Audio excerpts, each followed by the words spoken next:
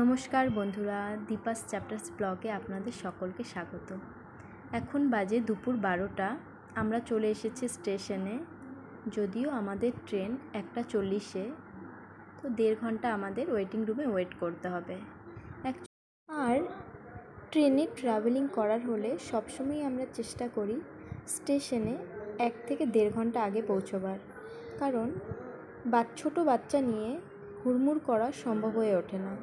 তাই সবসময় এই চেষ্টাটা জারি থাকে।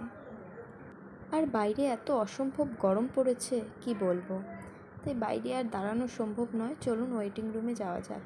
এই চলে এসেছি আমরা ওয়েটিং রুমে। মামামকে একটু খাইয়েও দেব।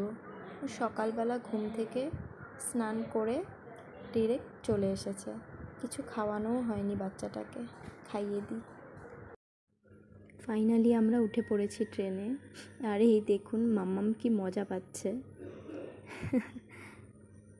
পুরো পা দুলিয়ে সিটের মজা নিচ্ছে।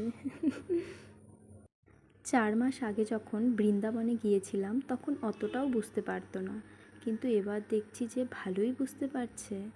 4 মাস আগে বলতে ওই জানুয়ারি মাস, সেই 5-6 ডিগ্রি ঠান্ডা ছিল।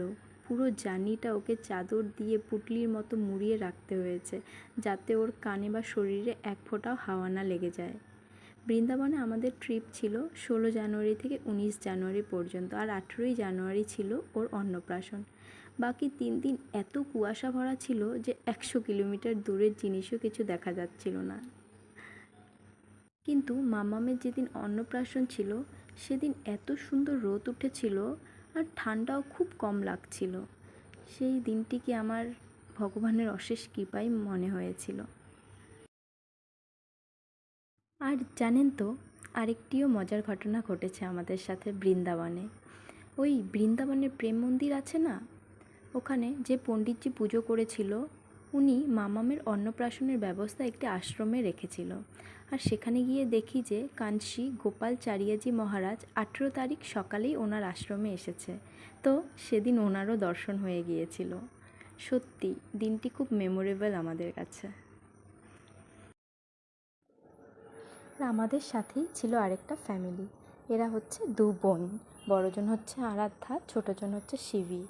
তো পুরো জার্নিতে মামামের সাথে এত সুন্দর বন্ধুত্ব করে নিয়েছিল যে আমার মামামকে সামলাতে খুব সহজ হয়ে উঠেছিল।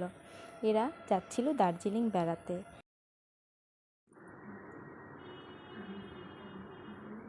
সো ফাইনালি আমরা পৌঁছে গেছি আমাদের গন্তব্যস্থলে।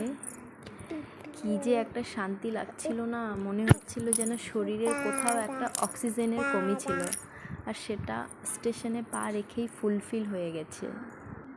চলুন বন্ধুরা, এখন যাওয়া যাক বাড়ি। একটা টোটো নিয়ে নেব।